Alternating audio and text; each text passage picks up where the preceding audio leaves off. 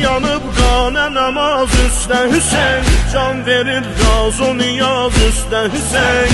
Uyanıb qanə namaz üstə Hüseyn, can verir razı niyaz üstə Hüseyn. Qan büzusi, abirusi, qan büzusi, abirusi. Qədəqəm təssəla, qətligahi, səcdəgahi, Бисмиллахир-рахманир-рахим. Мы приехали с России, с города Москвы. Группа служителей имама Хусейна. В этом году тоже находимся в пути Карбала, Наджаф Карбала, в столбе 202. Приглашаем всех паломников, особенно паломников с России. Будем рады видеть всех паломников с России в нашем шатере.